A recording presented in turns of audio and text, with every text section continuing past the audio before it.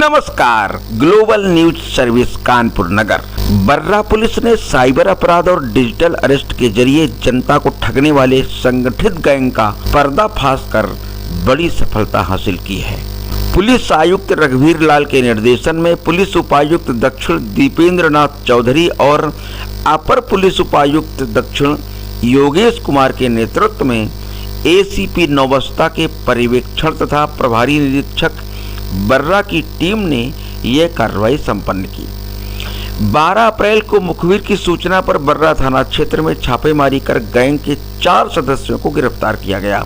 इनके कब्जे से 25 mobile, 1 laptop, 54 ATM card, 26 passbook, 1 chequebook और 30 सिम कार्ड बरामद किए गए। इसके बाद 13 अप्रैल को पुनः कार्रवाई कर 4 और अभियुक्तों को गिरफ्तार किया गया। इस तरह कुल 8 अभियुक्त गिरफ्तार किए गए।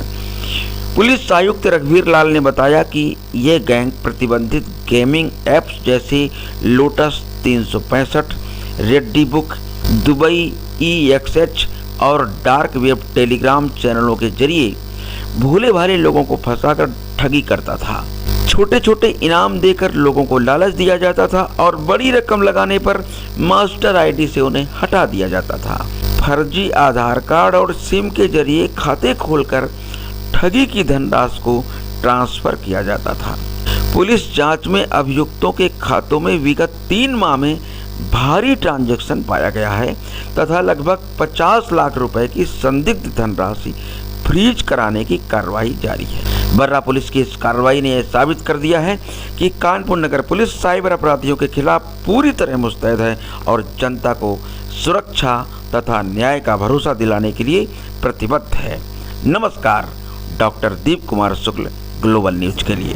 ये प्रतिबंधित गेमिंग ऐप से और साइबर ठगी से जुड़ा हुआ एक रैकेट का पर्दाफाश हुआ है, जिसमें से 8 लोगों को पकड़ा गया है और इनके पास से एटीएम कार्ड और मोबाइल फ़ोन, गेमिंग ऐप और इनके पासबुक्स, चेकबुक्स का पूरा डिटेल मिला है। इनके मोबाइल फ़ोन में करीब 50 लाख रुपए और इनके द्वारा अब तक इनकी 3 ब्रांच के द्वारा जो ट्रांजैक्शन हुआ है करीब 100 करोड़ के आसपास का ट्रांजैक्शन हुआ है। ये लोगों के साथ धोखाधड़ी बेटिंग करा करके जब छोटा पैसा होता था तो उसको जिता देते थे और इनके जो मास्टर्स होते हैं वो जब ज़्यादा पैसा लगाते थे तो उसको तुरंत हटा देते थे।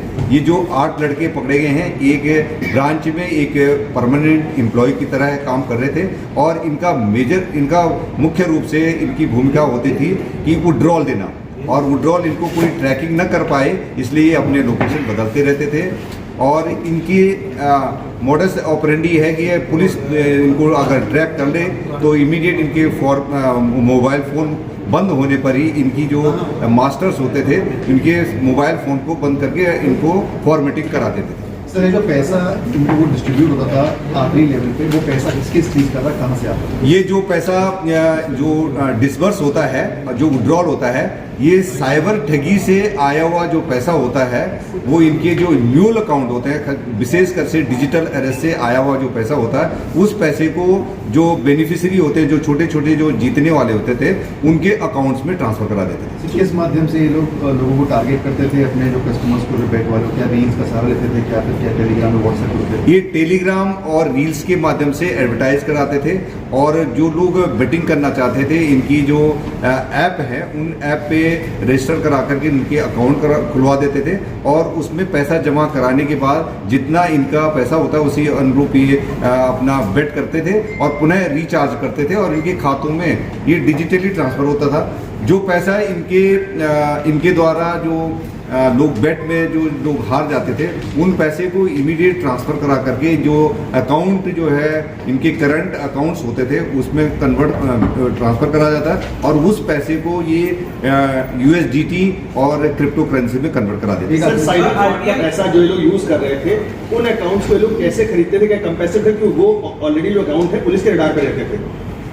जो अकाउंट्स में जो साइबर फ्रॉड से रिलेटेड जो पैसा होता था ये किसी को जिसको इन्होंने देना होता था तो करीब 40% पर उस पैसे को देते थे, जिसमें से 40 सपोज 1 लाख रुपया है, 1 लाख रुपए में 40,000 का विड्रॉल होता था और रिमेनिंग 60% उनको ये पता नहीं रहता था कि ये पकड़ा जाएगा या ट्रैकिंग हो गए, तो ये बेसिकली 40% पर उनको ट्रांसफर करता था।